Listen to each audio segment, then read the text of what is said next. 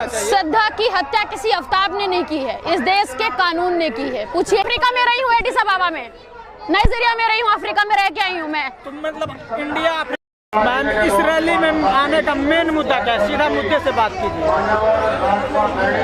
क्या मांग है आपकी? मेन मुद्दा आज संविधान दिवस है और हमारी मांग है कि हम भारत की आधी आबादी हैं और हमें समानता का अधिकार चाहिए। समानता का किस तरह की समानता का अधिकार? मतलब बराबरी का अधिकार चाहिए। बिल्कुल। इससे पहले भी बराबरी नहीं था, अभी भी बराबरी नहीं है। आप लोग प्रदर्शन कर रहे हैं, आपको ऐसा लग रहा है कब तक मिल जाएगा? कुछ अनुमान? देखिए, अगर मिलना होता तो 75 साल बीत गए, मिल गए होते।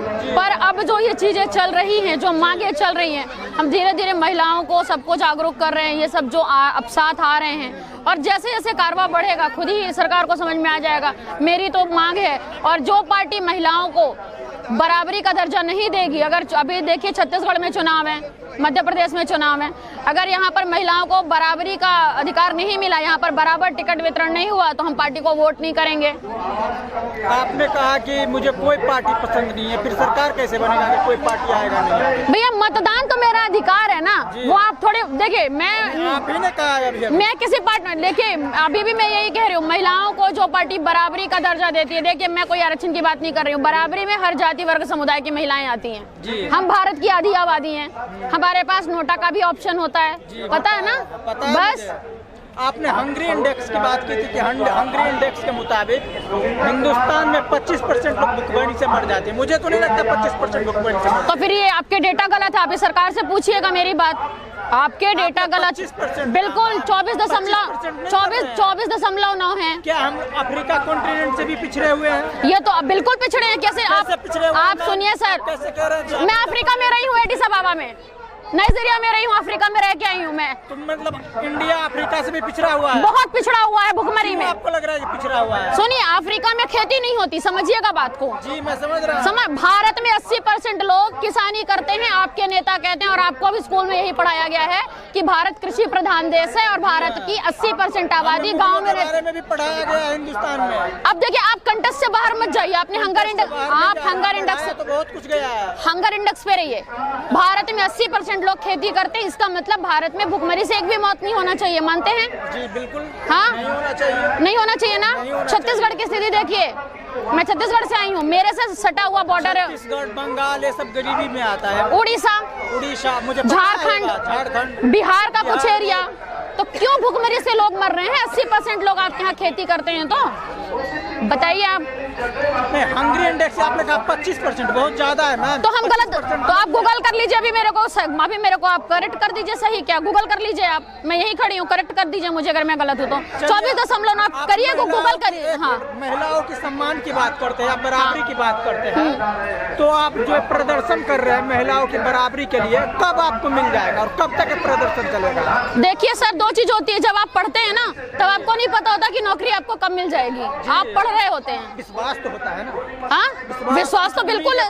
हाँ, हमें उम्मीद है, आज नहीं तो कल होगा, आज नहीं तो कल होगा, बराबरी का अधिकार तो मिलेगा। और ये आप, अगर आप मेरे से पूछे कि कब तक मिल जाएगा, तो इसका कोई जवाब। कब तक? हाँ, कुछ उम्मीद, कुछ विश्वास, भरोसा, कुछ ऐसा तो होगा कि हमें मिल जाएगा आगे चलकर। बिल्कुल। अब आप देखिए, मैंने सबसे पहले 11 अगस्त 2021 को ये मुद्दा उठाया था जी। और उसके बाद जब उत्तर प्रदेश का चुनाव हुआ, सबसे पहले हमारी सेम लाइन संजय सिंह ने रिपीट की थी कि आधी आबादी महिलाओं को हम अपने साथ रखेंगे। उसके बाद प्रियंका गांधी ने 40% की घोषणा की है, अभी मोदी ने 33% वहाँ हिमाचल में घोषणा कर दी है। धीरे धीरे होगा सर, आसान नहीं है। मानता हूँ धीरे धीरे होगा, धीरे धीरे बदलाव आएगा, करने से बहुत कुछ हो सकता है। अब बात कर लेते हैं मुद्दे से थोड़ा हट करके। अभी हाल ही में सरदार के बारे में क्या कहना चाहेंगे? श्रद्धा वालकर को फांसी दिया जाए। सुनिए, अब मेरी बात इस पर आप समझिए। श्रद्धा वालकर इस देश की बेटी थी, मेरी बहन है, उसके साथ जो हुआ हम उसकी घोर निंदा करते हैं। उसको इंसाफ मिलना चाहिए, लेकिन लॉजिकल बात होनी चाहिए। लॉजिकल होना चाहिए। श्रद्धा की हत्या किसी आफ्ताब ने नहीं की है, इस देश के कानून ने की है। पूछिए कैसे? हाँ, किस आधार पर आप ये बात कह रहे हैं? हाँ, अब आप सुन लीजिए। आप लड़कियों को आपने बराबरी का दर्जा नहीं दिया, समझिएगा, लेकिन आपने लिविंग रिलेशनशिप को आपने क्यों वैलिड किया? वो कोर्ट ने किया है मैम। सुप्रीम कोर्ट मैं आपसे रुकिए, वहाँ आ रहे हैं, आप सुनिए। जब आपने लीगल आपने कर दिया, अब आप देखिए, आप एक लिविंग रिलेशनशिप को अगर आप वैलिड कर देते हैं कानूनन तौर से, उसमें पुलिस देख रही होती है, पर जब तक कोई जाता नहीं है वो कुछ कर नहीं सकती, उसके कानून से हाथ बंधे हैं। ठीक है, बाप के पास से वो अधिकार चला गया कि वो जाके लड़ ले, क्योंकि वो वैलिड रिलेशनशिप है। मान रहे हैं ना आप? जी, वैलिड रिलेशन है ना वो, आप उसको असंवैधानिक नहीं कह सकते, उसको अधिकार है। अब 25 साल की बच्ची है जी।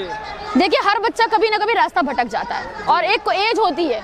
उनके पिता ने मना किया था, लेकिन इसके बावजूद लेकिन अगर कानूनी रूप से वैध ना होता तो थोड़ा वक्त लगता है, कुछ चीजें होती ऊपर नीचे, लड़की सही सलामत अपने घर चली जाती। ऐसा नहीं है कि पहली बार किसी लड़की ने किसी लड़के के साथ रहने की सहमति जताई थी।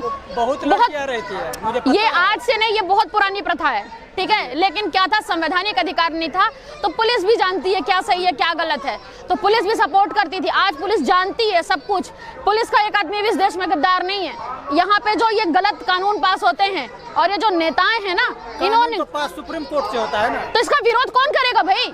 सुप्रीम कोर्ट का विरोध कौन करेगा? सुप्रीम कोर्ट ने स्पष्ट कहा, अगर आज आप बताइए, सुनिए, तो लिविंग रिलेशनशिप में रह सकता है ना, यही मौत का कारण है, यही मौत का कारण है। अगर वो लड़की ये चीज नहीं होता तो ये आज श्रद्धा हमारे बीच होती।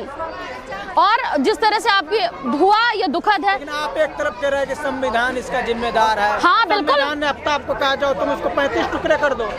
आप उस कंटेस्ट में क्यों जा रहे हैं सर? जाना पड़ता है मैम। भैया आपने क्यों वैलिड कर दिया? वो क्या रीजन था आपने? सुप्रीम कोर्ट ने किया, सुप्रीम कोर्ट ने ये नहीं कहा कि आप उसके गले काट दीजिए। सुप्रीम कोर्ट ने तो ये नहीं कहा है।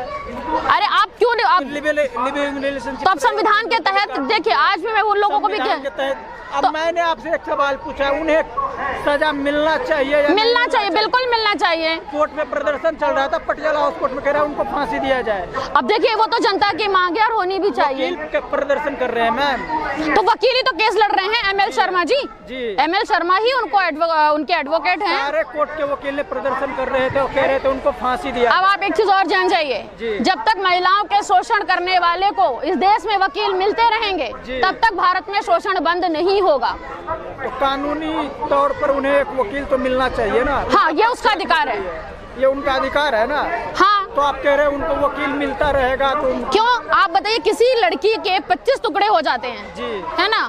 कब हुए थे? 10 मई को हुए थे जी। 3 बार ऑलरेडी बॉम्बे को 6 महीने आया। अब आप देखिए, 10 मई को लड़की की हत्या होती है, 12 या 18 मई के आसपास लड़की जो थी उसके दोस्त लोग जब संपर्क करते हैं, नहीं होता। लड़के के पिता थाने जाते हैं, 2-3 पुलिस स्टेशन बॉम्बे में है ना, वहाँ आफ्ताब को बुलाया जाता है, उसका एक सिंपल स्टेटमेंट लेके उसको छोड़ दिया जाता है ना। अगर उस समय भी पुलिस सख्ती से पूछताछ करती, बॉम्बे पुलिस की भी गलती है, सख्ती से पुलिस ने कहा है कि सरदा की उनके दबाव में आकर के अपना बयान वापस ले लिया, इसीलिए इंक्वायरी नहीं कर पाया। ये तो सब कहने की बात है सर, जिसकी बेटी मरेगी वो, मैम हमारा कहना नहीं है ये। बॉम्बे पुलिस तो कहेगी ना भाई, क्यों नहीं कहेगी? आज की डेट में पुलिस बर्डन नहीं लेना चाहती। पूरे भारत में जितने राज्य हैं, पुलिस की संख्या कम है, वर्कलोड ज्यादा है, वर्कलोड बहुत ज्यादा है उनके पास। कभी उनके बारे में भी सोचिए, वो केस कितने हैं, लोग कितने हैं उनके पास। इमरजेंसी में चले जाइए, थाने में 4 लोग नहीं मिलते। ऐसा नहीं कि पुलिस काम नहीं करती, पुलिस काम करती, उसके पास बल नहीं है, वो क्या करेगी? एक आदमी एक ही नहीं है। पावर तो नेताओं के पास होता है मैम, नेता तो दबा के रखते हैं पुलिस को। सैलरी किस बेस पे ले रहे हो? जब जनता की रक्षा नहीं कर पाओगे तो सैलरी किस लिए बात ले रहे हो?